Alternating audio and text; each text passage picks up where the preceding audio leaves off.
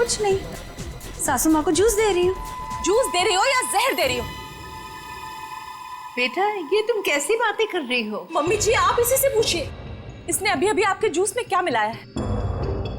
सपना बताओ, तुमने अभी अभी जूस में जहर मिलाया है ना? मैंने इनके जूस में दवाई मिलाई है ब्लड प्रेशर की। लो, फिर से हमारा फैमिली ड्रामा शुरू हो गया। अच्छा, ब्लड प्रेशर की दवाई? तो फिर पी के दिखाओ इस जूस को। मैं क्यों पीऊं? भाभी आप ये कैसी बात कर रही हैं? आप हमेशा सपना के पीछे हाथ मैं धोकर क्यों पड़ी पीछे रहती हैं? प्लीज एक सेकंड। सपना, क्या तुम्हें मम्मी जी ने कहा था जूस में दवाई मिलाने को? नहीं। तो फिर क्यों मिलाई जूस में दवाई? एक मिनट मैं 2 मिनट का बाथरूम चला गया, आप लोगों ने वर्ल्ड वॉर 3 शुरू कर दी। मैंने ही इससे कहा था जूस में दवाई मिलाने के लिए। सपना आज का डोज भूल गई थी तो मैंने कहा जूस में मिला दो। मुझे बहुत खुशी होती है ये देखकर कि मेरा परिवार मेरा कितना ख्याल रखता है, कितनी फिक्र है सबको मेरी। चलो मुझे जूस दो। I am sorry ladies and gentleman, please enjoy the party. Music please louder.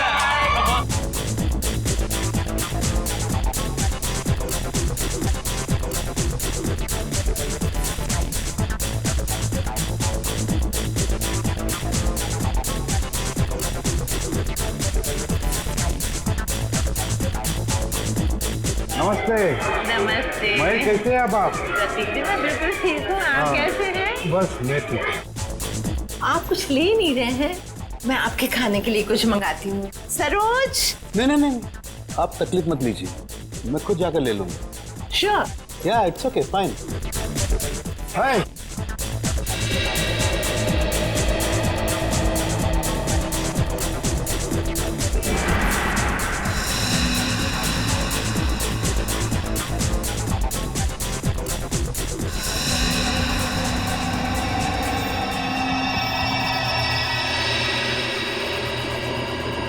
आनंद।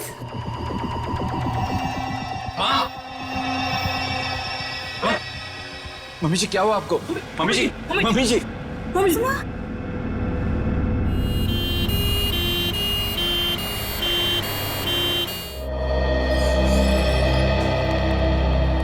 आइए सर, नमस्ते। मेरा ही नाम अहम है सर, मैंने आप लोगों को फोन किया था। अच्छा, अब कैसी है तुम्हारी मम्मी? डॉक्टर से इलाज कर रहे हैं सर, पता नहीं क्या होगा। घबराओ नहीं, सब ठीक हो जाएगा। जिस किसी ने मेरी माँ को मारने की कोशिश की है ना, उसको आप छोड़ना मत। एक बात बताओ अहम, क्या तुम्हें किसी पर शक है? मेरा मतलब है कौन कर सकता है ये तुम्हारी मम्मी के साथ? मुझे तो सभी पर शक है सर। अहम, कौन है ये लोग? CID।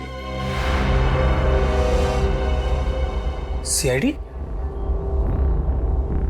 पर किसने बुलाया इन्हें? मैंने बुलाया। क्यों? आप? जी मैं विकास, अहम का बड़ा भाई। क्योंकि आप में से किसी ने ही मम्मी की जान लेने की कोशिश की है। What nonsense! तुम अपने घर वालों पर शक कर रहे हो? आप घबरा क्यों रहे हैं भैया? कहीं आपको ये तो डर नहीं कि सपना भाभी की पोल खुल जाएगी? सर, पार्टी में मैं बताता हूँ क्या हुआ।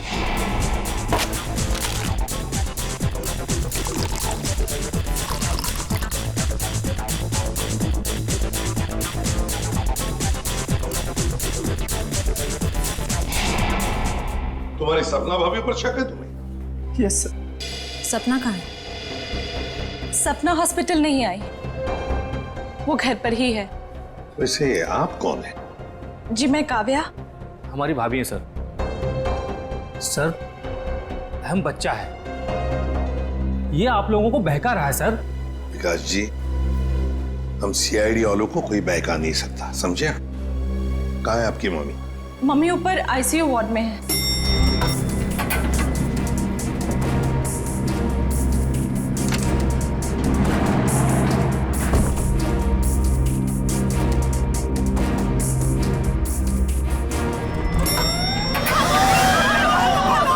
क्या है? आग लगी है लगता है। तो लोगों को बाहर निकल, जल्दी जल्दी। आइए। डॉक्टर नहीं। इधर आइए प्लीज, आप लोग इधर आइए। जल्दी चलो। चलिए फ्लोर का, जल्दी आइए। नहीं नहीं, आप लोग इधर से आप लोग इधर से जल्दी चलो। चलिए फ्लोर खाली है, चलिए जल्दी आइए। नहीं नहीं, आप लोग जाइए, सीधे से जाइए, संभाल के जाइए।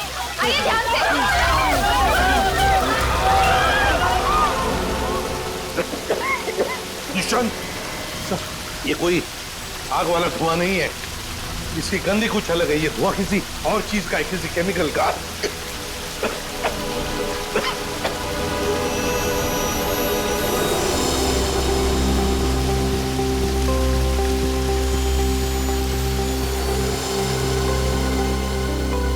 सर, हाँ?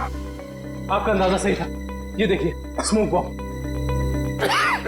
माय गॉड, सर कहीं ये स्मोक बॉम्ब फायर अलार्म बजाने के लिए तो नहीं डाला गया था? आश्रय, फायर अलार्म बजाने के लिए ही स्मोक बॉम्ब लगाया गया था। मालिनी का कमरा ढूंढो जल्दी।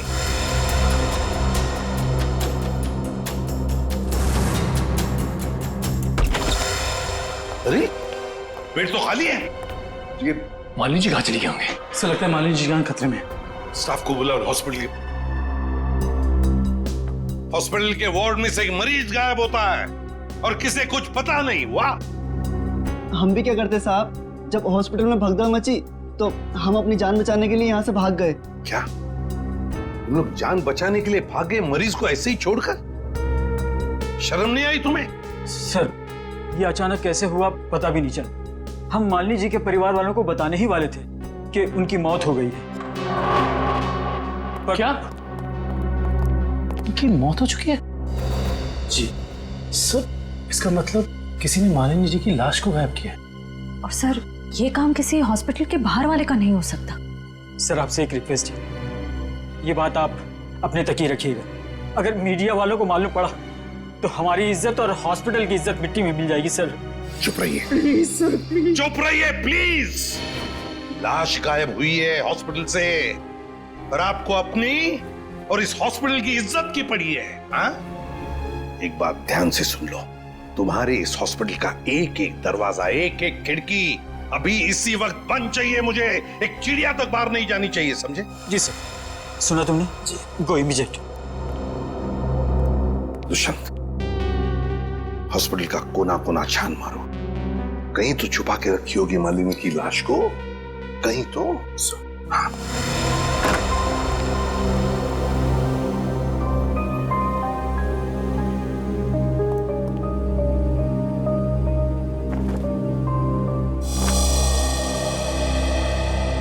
जरा एक बात बताइए, आपके मम्मी के साथ कमरे में कोई था उनकी देखभाल के लिए? जी सर, मेरे पति आनंद वहीं पर थे।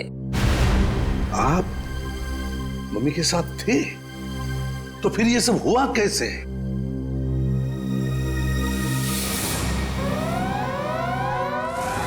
जैसे ही फायर अलार्म बजा तो मैं वार्डरूम के बाहर आया, ये देखने के लिए कि क्या माजरा है। हर तरफ धुआं ही धुआं था, लोग पागलों की तरह यहां वहां भाग रहे थे। धक्का मुक्की में कुछ लोग मुझे मम्मी जी के वार्डरूम से बहुत दूर ले गए।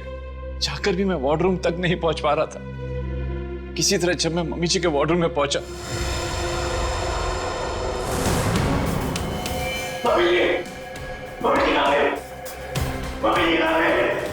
तो मम्मी जी वहां पे थी ही नहीं। सर प्लीज प्लीज मम्मी जी को ढूंढ निकालिए। सर हर जगह चेक कर लिया, मालिनी जी की लाश कहीं पर भी नहीं है। और सर मॉर्ग में भी चेक किया, लाश वहां भी नहीं। इसका मतलब है जिसने भी ये किया है वो मालिनी की लाश को हॉस्पिटल के बाहर ले जा चुका है।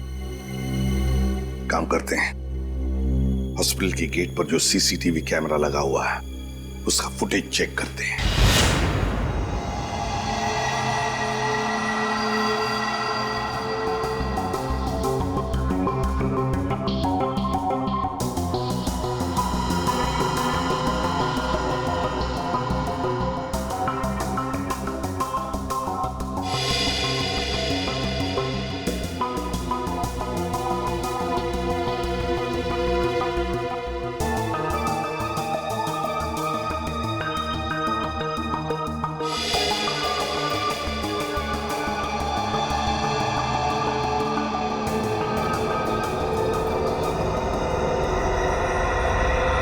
ये देखो, एक झटके में गाड़ी रिवर्स हो गई और हॉस्पिटल के बाहर भी निकल गई।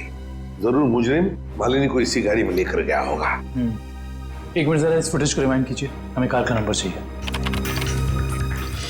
पॉज करो, जूम इन करो। XYZ5139। सर आप सही कह रहे हैं, या मुजरिम मालिनी जी को इसी गाड़ी में लेके गया होगा। हाँ निखिल, काम करो, कंट्रोल रूम में फोन करके इस गाड़ी का डिस्क्रिप्शन दे दो और उनसे कहो जहां पर भी ये गाड़ी देखे हमें इन्फॉर्म करें लोकेशन। और ये गाड़ी ये तो आग लग गई है।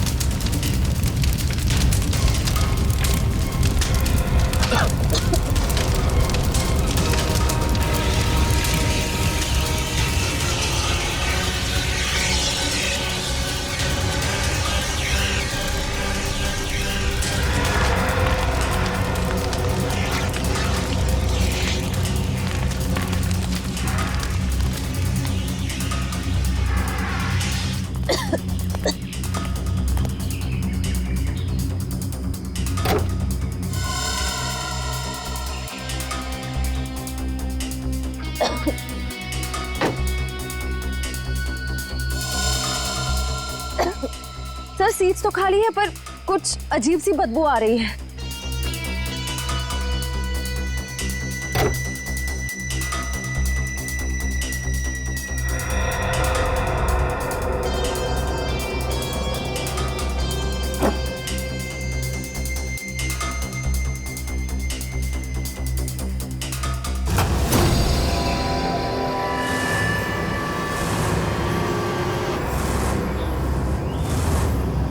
सर ये लाश तो जल चुकी है। शायद सबूत मिटाने के लिए खूनी ने मालिनी जी की लाश को जला दिया। आप इतने यकीन से कैसे कह सकते हैं कि ये लाश मेरी माँ की है? देखिए,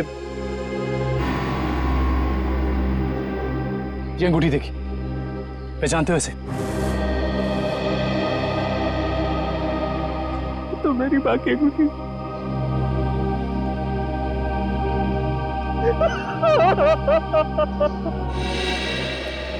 हाँ डॉक्टर साहब, कुछ नहीं ताजी? अरे क्या नहीं ताजी है? दया, लाशों से बात करना कोई आसान है क्या? और लाश भी जली हुई हो और मुश्किल हो जाती है ना। आप तो हमेशा कहते थे कि सालुंकी के लिए कोई काम मुश्किल नहीं है, वो तो नहीं दया, खूनी ये सोचता था कि लाश को जला देगा तो हमारा इन्वेस्टिगेशन शुरू होने से पहले ही अटक जाएगा, हमारी नैया बीच भंवर में अटक जाएगी। तो इस अटकी हुई नाव को बाहर निकालिए ना सर। हैं? आप कुछ ना कुछ रास्ता तो निकाल ही लेंगे आप। आपको पता है फ्रेडी आपके बारे में क्या बता रहा था? फ्रेडी क्या कह रहा था मेरे बारे में? नहीं, ऐसा कुछ खास नहीं। वो कह रहा था कि डॉक्टर सालुंकी की उम्र हो गई। अब बहुत ज्ञान है आपको। हाँ देखो दया, जो लोग मेरे संन्यास लेने के बारे में सपने देख रहे हैं ना, उन्हें जाके बोल दो अपनी नींद से जाग जाए। मैं संन्यास नहीं लेने वाला हूँ ना, मैं तो इस केस को सॉल्व करने के बाद स्विट्जरलैंड जाने वाला हूँ। कहाँ जाने वाला हूँ? स्विट्जरलैंड। एग्जैक्टली। हम भी चलेंगे आपके साथ स्विट्जरलैंड, पर पहला कदम तो उठाइए इस केस को सुलझाने की ओर। पहला कदम तो उठ चुका है भाई। अच्छा, ये देखो, ये सर बॉडी जलने की वजह से हो गया है? जी नहीं, ये बॉडी को फिनाइल से धोने की वजह से हो गया। क्या? इस लाश को फिनाइल से धोया गया? हाँ, खूनी ने लाश को अस्पताल से गायब करने से पहले उसको फिनाइल से अच्छी तरह से धोया ताकि लाश का केमिकल कंपोजिशन ही बदल जाए। खूनी ने हर कदम इसी मकसद से रखा है ताकि हमारे रास्ते में ज्यादा से ज्यादा कठिनाइयां आ सके। इस लाश को पहले फिनाइल से धोया और फिर इसे आग लगा दिया? जी हाँ। और सबसे पहले क्या जलाए? सबसे पहले जलाए बाल, क्योंकि बालों में सबसे ज्यादा और सबसे पहले असर होता है जहर का। सर काव्या ने बताया था ना कि शायद जहर सपना ने दिया है मालिनी जी को। हाँ, इसीलिए तो जला दिए ना भैया, सबसे पहले बाल, क्योंकि जहर दिया था। मतलब ये सब सपना का ही काम है?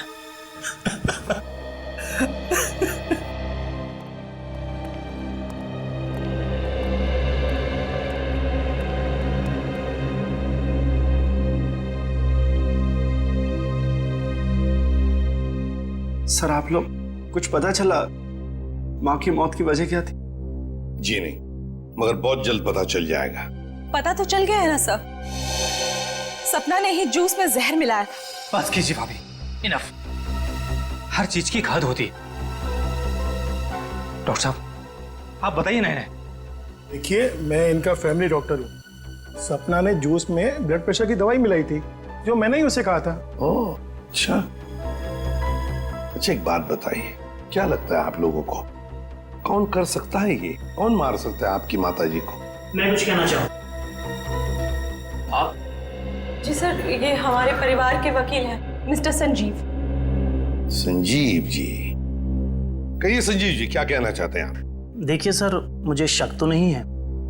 हाँ, मगर पार्टी के बाद मालिनी जी मेरे साथ एक मीटिंग करना चाहती थी।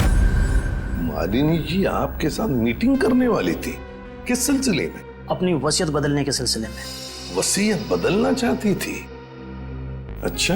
मीटिंग ही नहीं हो पाई क्योंकि अचानक इनकी तबीयत खराब हो गई। अच्छा संजीव जी, ये बताइए, अभी जो वसीयत है जो मालिनी जी बदलना चाहती थी, क्या है उस वसीयत में? कुछ बता सकते हैं आप? सर, इस वक्त जो वसीयत है उसके हिसाब से आधी जायदाद मिस्टर आनंद के नाम पे है और बाकी बची हुई आधी जायदाद दोनों भाइयों के नाम पे है। वकील साहब ये बताइए कि ये जो नई वसीयत है वो क्या होने वाली थी? सर, यही तो सब डिस्कस होना था, इससे ज्यादा मैं कुछ नहीं जानता। मालिनी जी की अचानक तबीयत बिगड़ गई और मीटिंग हो नहीं पाई। दुष्यंत, पता लगाना पड़ेगा मालिनी जी अगर वसीयत बदलती तो किसका फायदा होने वाला था और किसका नुकसान। अरे आओ आओ भैया, समझो केस सॉल्व हो गया। क्या बात है सर, लगता है लाश से कोई बड़ी जानकारी निकाल ली आपने। रिया जनाब, पार्टी में मालिनी जी के कान से खून बह रहा था ना। हाँ, उसकी वजह पता चल गई आपको? जी हाँ, उसकी वजह थी दया साहब जहर। जहर जिसने ऑरल ट्रैक्ट को यानी कि कान के इस हिस्से को बिल्कुल तबाह कर दिया, बर्बाद कर दिया। देखो, तो जहर की वजह से नस फट गई और कान से खून बहने लगा। और इतना ही नहीं, इनके खून में से हमें बहुत ज्यादा मात्रा में नाइट्रोजन के कंपाउंड्स भी मिले। और तो और इनकी किडनीज में से हमें बढ़ी हुई मात्रा में पोटेशियम और मैग्नीशियम मिला है। और ये सारी चीजें सिर्फ एक ही तरफ इशारा करती हैं, जहर। सर, फिर तो हमें सपना को गिरफ्तार कर लेना चाहिए। नहीं, यहीं पर कहानी में जरा सा ट्विस्ट है। भैया, इनको जहर तो जरूर दिया गया था, लेकिन वो स्लो पॉइजन था, धीमा जहर, जो कोई 1.5-2 महीने से लगातार हर रोज इन्हें दिए जा रहा था। इसलिए जूस में तो जहर होने का सवाल ही नहीं होता। और ये जहर किस चीज के जरिए दिया जा रहा था? खाने पीने के साथ? यार दया, ये गुत्थी थोड़ी सी उलझी हुई है। बट वाई फियर व्हेन सालू के इज हियर? तुम चिंता मत करो, इस जहर से भी मैं सच उगलवा के रहूंगा। ठीक है सर, आप इस जहर से सच उगलवाइए, तब तक मालिनी के घर वालों से सच उगलवाते हैं। क्योंकि वो जूस जो सपना ने मालिनी जी को दिया था उसमें जहर नहीं था। मालिनी जी की मौत स्लो पॉइजनिंग से हुई है। स्लो पॉइजनिंग, धीमे धीमे असर करने वाले जहर की वजह से, जो उन्हें 45 दिन तक रोज लगातार दिया गया था। धीमा जहर? मां को मारने की इतनी बड़ी साजिश? जी, और ये साजिश किसी आसपास वाले की है, जो उनके खाने के साथ, उनकी दवाइयों के साथ छेड़खानी कर सकता था। सर, चाय लीजिए आप लोग। थैंक यू, आप लीजिए।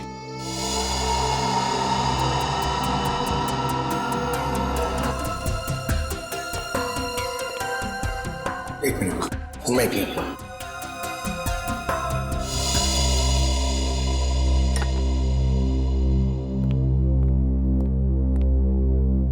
एक बात बताइए, मालिनी जी को रोज दवाई कौन देता था? सर, उन्हें दवाइयां सपना ही दिया करती थी। अच्छा। हाँ, मैं ही उन्हें दवाइयाँ दिया करती थी, पर कभी कभार सासू माँ अपनी दवाइयाँ खुद लिया करती थी, कभी आयुर्वेदिक की तो कभी न्यूरोपैथिक की। तो सपना जी, आपके कहने का मतलब ये है कि जहर शायद मालिनी जी की खुद की ली हुई दवाओं में था? मैं नहीं जानती कि जहर किस चीज में था, मैं तो सिर्फ आपको उनकी आदतों के बारे में बता रही हूँ। चलो ठीक है, हमें वो दवाइयाँ देखनी है। चलिए सर, मैं आपको माँ का कमरा दिखाता हूँ। चलिए।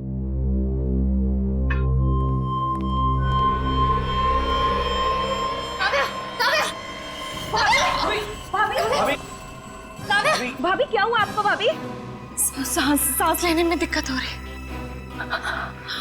सुरेश, पानी लाओ। अरे पानी लाओ।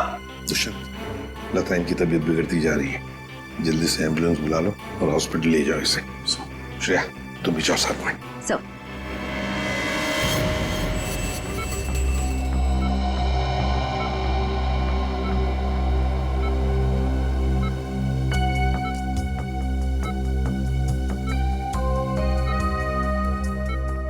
जी डॉक्टर साहब, कैसी तबीयत है काव्या की और हुआ क्या है इन्हें? फिलहाल तो हम इनके बेहोशी की वजह समझने की कोशिश कर रहे हैं, बट डोंट वरी, खतरे का कोई निशान दिखाई नहीं दे रहा। इन्हें जल्दी होश आ जाना चाहिए। Thank God. वैसे भी सासू माँ के मौत के सदमे के बाद हम उभर नहीं पाए। कम से कम काव्य भाभी को कुछ नहीं होना चाहिए। डॉक्टर साहब, इन्हें जैसी होश है हमें बता दीजिएगा। या श्योर। Thank you.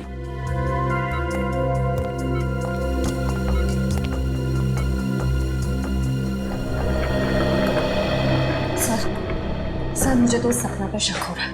वहाँ पार्टी में काव्या के साथ झगड़ा कर रही थी और यहाँ इसे काव्या की इतनी परवाह हो रही है। और श्रेया होना उस चाय में कुछ था जिसे पीते ही काव्या बेहोश हो गई। सर, चाय तो मैंने भी पी थी। थैंक गॉड मुझे कुछ नहीं हुआ। Are you sure Pankaj? Sure मतलब सर? मतलब चक्कर वक्कर तो नहीं आ रहे ना तुम्हें? चक्कर? नहीं सर, चक्कर नहीं आ रहे, मगर पेट में कुछ गड़बड़ लग रही है सर। पेट में गड़बड़ लग रही है, गर्मी हो रही है, कहीं से वो तो नहीं हो गया? पंकज, और अगर तुम्हें सीरियसली कुछ हो भी गया है तो हम हॉस्पिटल में ही है ना। अजीब बात है, ये काव्या का पति आनंद अभी तक आया नहीं। पंकज, उसका नंबर ट्राई करो।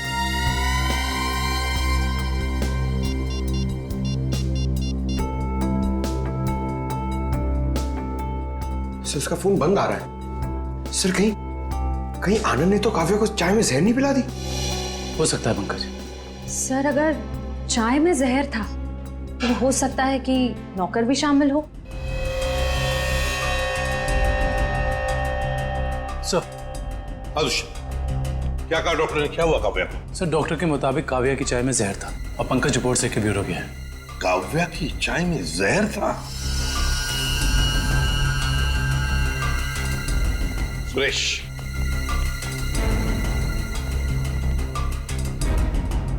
तो बताओ सुरेश, चाय में जहर कहां से आया? चाय में जहर कहां से आया? मैंने कहा था जहर डालने के लिए, ना मैंने डाला सर। सब पता चल जाएगा। एक बात बताओ, जब तुम चाय लेकर आए थे तो चाय कहीं पर रख दी थी और कुछ दूसरे काम के लिए गए थे? हाँ साहब, याद आया। मैं सुबह जब चाय लेकर आ रहा था तो आनंद साहब ने मुझे कुछ खाने के लिए लेकर आने को कहा। अरे सुरेश, सिर्फ चाय? कुछ नाश्ता भी ले जाओ, कल रात से किसी ने कुछ भी नहीं खाया। जाओ। जी साहब।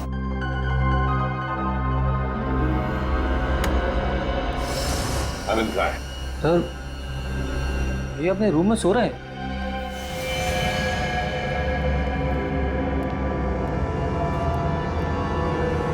कहाँ है आनंद? आनंद तो है ही नहीं कमरे में। पता नहीं सर, अभी तो भैया यहीं सो रहे थे। फोन करके बुलाओ।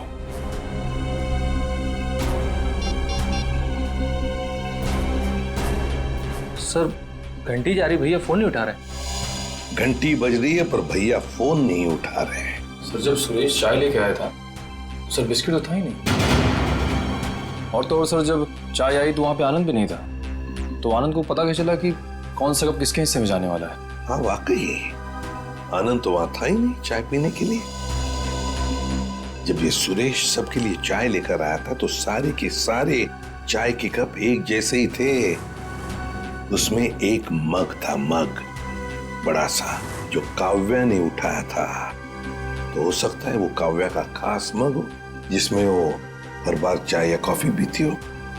हाँ सर। और ये बात आनंद को मालूम थी। हेलो एसीपी साहब, मैं डॉक्टर सुमित। हाँ डॉक्टर सुमित, बोलिए। एसीपी साहब, आप जल्दी चले आइएगा, मुझे आपको कुछ जरूरी बात बतानी है। क्या हुआ डॉक्टर सुमित? ये काव्या तो ठीक है ना? हाँ वो ठीक है, मैं आपको फोन पे नहीं बता सकता, आप यहाँ जल्दी चले आइएगा। हेलो, लगता है बहुत बड़ी गड़बड़ हुई है हॉस्पिटल में। Let's go. लिस्ट बना के दोबारा से डिटेल मुझे दे देना, ठीक है? बाकी सब मैं देख लूंगी। डॉक्टर सुमित कहाँ मिलेंगे? सर उन्हें तो आईसीयू में भर्ती किया है। डॉक्टर सुमित को आईसीयू में भर्ती किया है? क्यों? सर एक बहुत बड़ा हादसा हो गया। डॉक्टर सुमित अपने कैबिन में खून में लथपथ मिले सर, और उनके सर पे बहुत गहरी चोट आई है। माय गॉड, क्या मिल सकते हैं उन्हें? फिलहाल तो नहीं सर, वो कोमा में है। होश में कब आएंगे नहीं पता। दुष्यंत, जरूर ये वही मुजरिम है जो ये सब कर रहा है। वो अभी भी हॉस्पिटल में ही है, पहले मालिनी के साथ और अब डॉक्टर सुमित के साथ। काव्या सर, कहीं उस मुजरिम का अगला निशाना काव्या तो नहीं? काव्या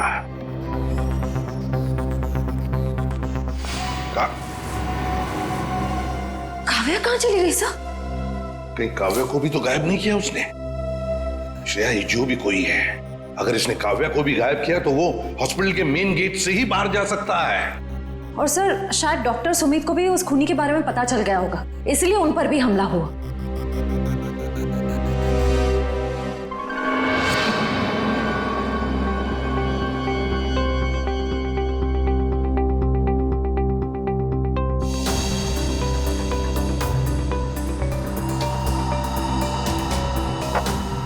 निखिल, तो शायद डॉक्टर सुमित यहाँ फोन पर बात कर रहे थे और फिर पीछे से कोई आया और जोर से उनके सर पर वार किया और वो यहाँ नीचे गिर गए। हाँ साहब, डॉक्टर साहब के सिर के पीछे चोट आई है। अच्छा, हादसे के बाद डॉक्टर सुमित के केबिन में कितने लोग आए थे? सब 4-5 जन आए थे उनको आईसीयू में ले जाने के लिए। सर आनंद का अभी तक कुछ पता नहीं चला है, कहीं इस सब के पीछे उसी का हाथ तो नहीं? ये आनंद ही कुछ गड़बड़ है, कुछ ना कुछ तो गड़बड़ जरूर है इस आनंद में। आइए सपना जी, आइए। कहाँ गई थी आप? वो मैं काव्या की रिपोर्ट्स लेने गई थी गैस्ट्रोलॉजिस्ट डिपार्टमेंट के पास। क्या हुआ? वहां से एक रिपोर्ट लाने में इतना वक्त? लाइन बहुत लंबी थी, मगर क्यों? क्या बात है? काव्या कहाँ है? काव्या गायब है, समझिए आप? क्या? सर ये ब्लड सैंपल्स तो ले लिए, लेकिन सर क्योंकि बाकी लोग डॉक्टर साहब के कैबिन के अंदर चले गए थे, इसलिए सारे जरूरी सबूत मिट गए। और यहाँ पे काव्या गायब है ना दुष्यंत? ये किसी एक आदमी का काम नहीं, ये जो भी कर रहा है ना उसका कोई साथी है। एक इनके परिवार में से कोई और दूसरा इस हॉस्पिटल में से कोई।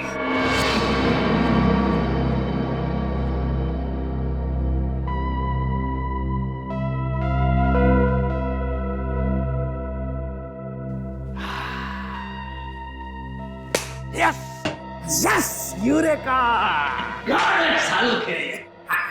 डॉक्टर साहब, क्या हुआ?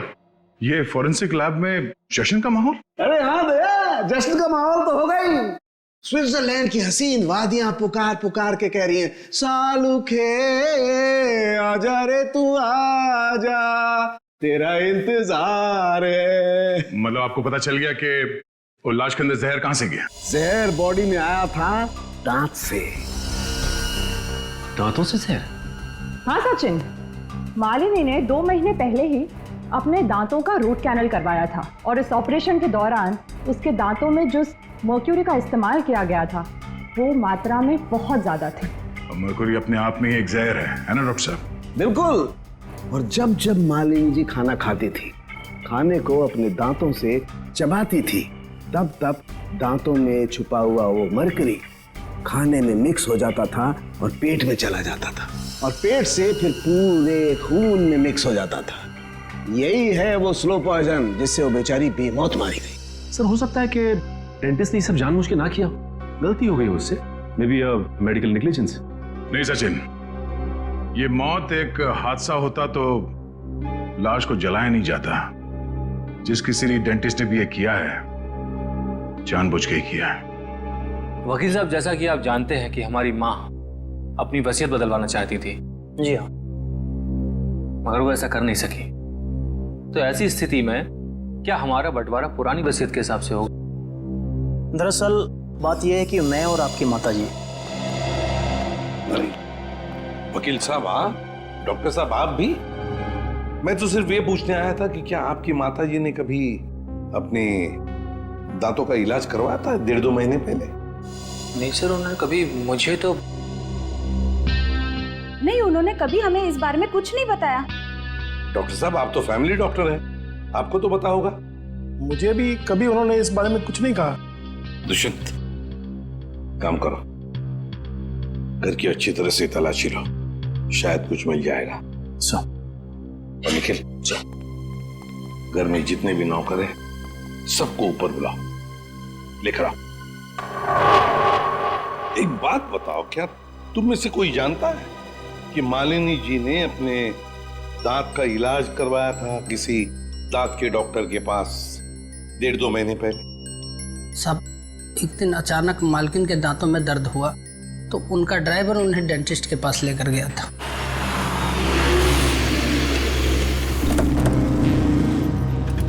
सर, यहीं पे छोड़ा था हमने उन्हें। उसके बाद किधर गई वो तो मालूम नहीं मुझे।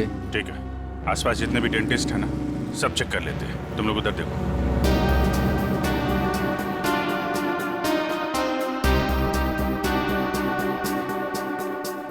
हम लोग सीआईडी से। क्या ये कभी आपके यहाँ इलाज कराने आई थी? No, I don't think so. यहाँ पर आए हैं। यहाँ से देखिए, ये 2 महीने पुरानी बात है। नो सर, ये लेडी कभी हमारे वहाँ इलाज के लिए नहीं आई। नहीं, मुझे नहीं लगता है यहाँ पर आए हैं। आई नॉर्मली मैं पेशेंट्स को याद रखती हूँ अपने। Thank you very much. Thank you sir, उस साइड किसी भी डेंटल क्लिनिक में मालिनी को किसी ने पहचाना नहीं। अच्छा, यहाँ देख लेते हैं।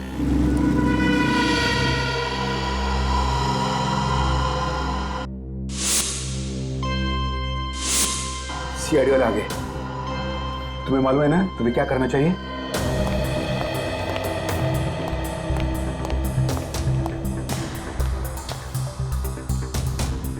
Excuse me. जी कहिए। हमें डॉक्टर से मिलना है। जी कहिए, मैं डॉक्टर कल्पना हूँ। आपके पास अपॉइंटमेंट है? डॉक्टर, हम सीआईडी से। इन्हें पहचानती हैं आप? इन्हें कभी देखा नहीं है। कौन है ये? इनका नाम मालिनी है और इनका खून हो गया है। क्या? खून? क्या हुआ? खून का नाम सुनते ही आपकी जबान लड़खड़ाने क्यों लग गई? नहीं नहीं, यहाँ पहली बार सीआईडी आई है ना, तो मैं थोड़ी नर्वस हो गई। कोई बात नहीं, आप परेशान मत होइए। Thank you very much.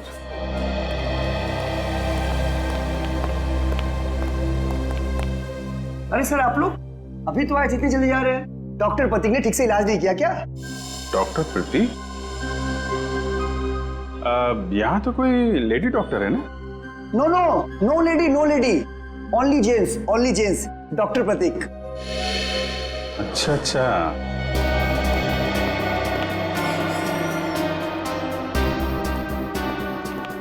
अरे सर, आप लोग फिर से आ गए? अरे वो क्या हुआ कि इनके दांत में दर्द होने लगा अचानक, तो वो जरा डॉक्टर से मिलना था। क्या नाम है उनका? डॉक्टर कल्पना। हाँ जी, 1 मिनट। हेलो।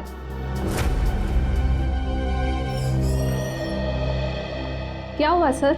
मेरे दांत में बहुत दर्द है, मगर मुझे एक जेंट्स डॉक्टर चाहिए। लेडीज डॉक्टर में वो शर्म आती है। नहीं नहीं, या तो मैं ही हूँ। लेकिन दीवार पे तो डॉक्टर प्रतीक का सर्टिफिकेट लटका हुआ है। ये नाम तो किसी लेडी का नहीं हो सकता ना? चेक कर लेते हैं एक बार। सर कहाँ जा रहे हो आप? डॉक्टर प्रतीक। डॉक्टर प्रतीक,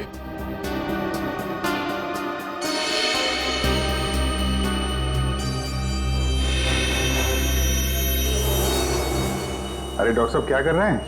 आप चले जाइए यहाँ से। डॉक्टर साहब कुछ गिर गया क्या यहाँ पे आपका? मैंने कुछ नहीं किया है।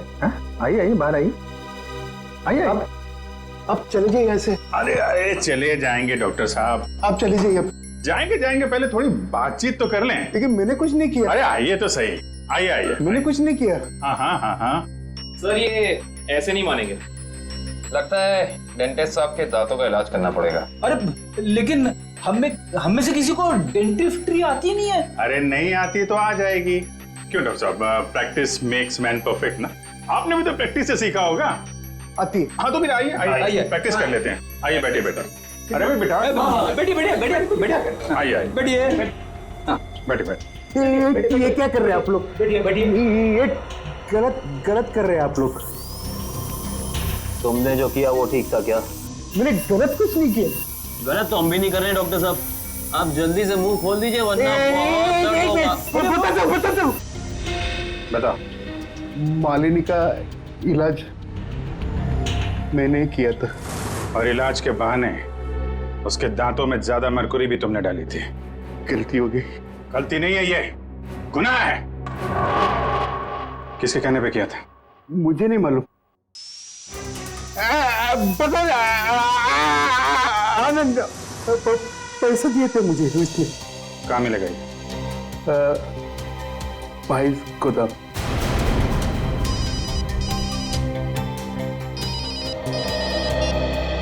हाँ डॉक्टर सालुंके,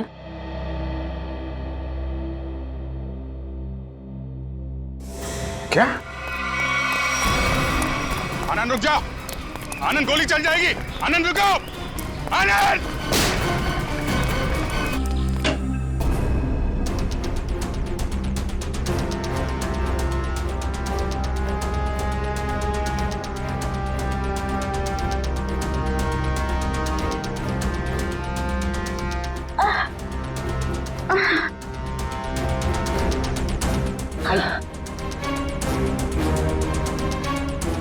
चलिए।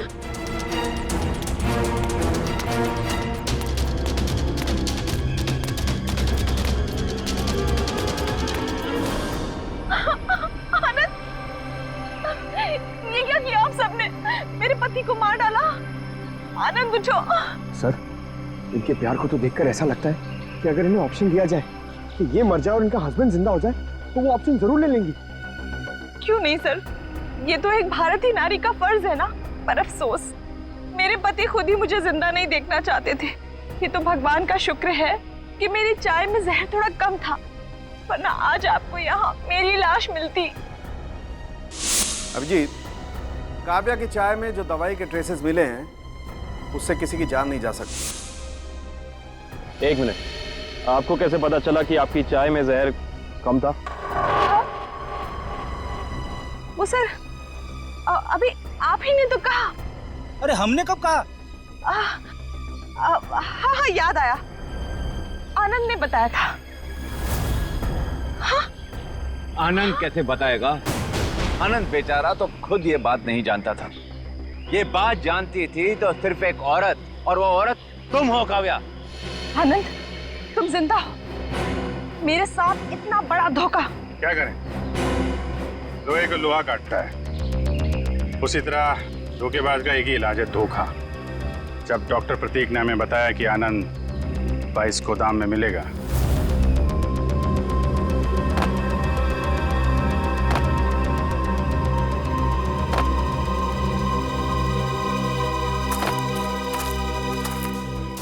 तो हमने यहाँ पहुंचकर देखा कि वो बेचारा बंधा पड़ा है।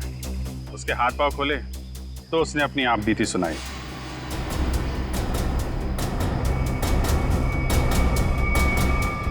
किसने किया ये सब? है ये सब मेरी बीवी काव्या ने किया है सर।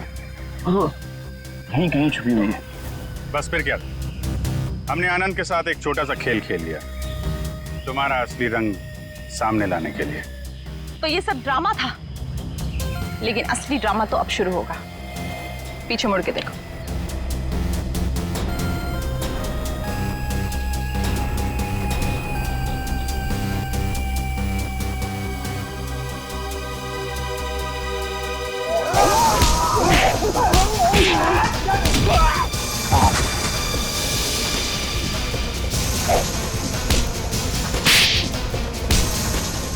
बड़ी भारतीय नारी होने का ढोंग कर रही है। तुम जैसी नहीं होती भारतीय नारी।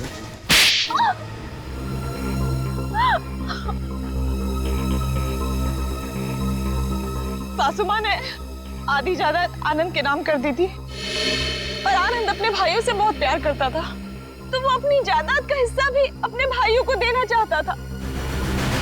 और ये बात आपको बहुत खटकती थी, क्यों?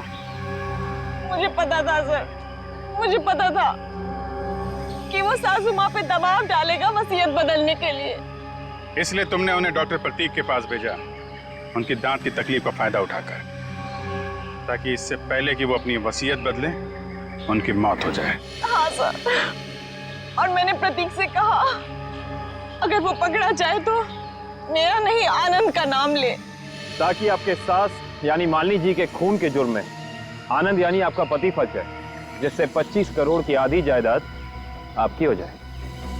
हॉस्पिटल में डॉक्टर सुमित तुम्हारी सच्चाई जान गए थे, इसलिए उन पे भी हमला किया तुमने। मैं क्या करती सर, उसने मुझे फोन पे बात करते हुए सुन लिया था। अब बारी है खेल के दूसरे पड़ाव की, जिसमें हम दुनिया को ये दिखाएंगे कि मेरे पति परमेश्वर यानी कि मिस्टर आनंद कुमार ने अपनी ही पत्नी को अगवा कर लिया। तो डॉक्टर सुमित को कोमा में पहुंचा दिया, अपने पति की किडनैपिंग की और मालिनी जी का खून कर दिया। दौलत की भूख मिटाने के लिए इतने सारे जुर्म किए तुमने, लेकिन सजा सिर्फ एक ही मिलेगी, फांसी।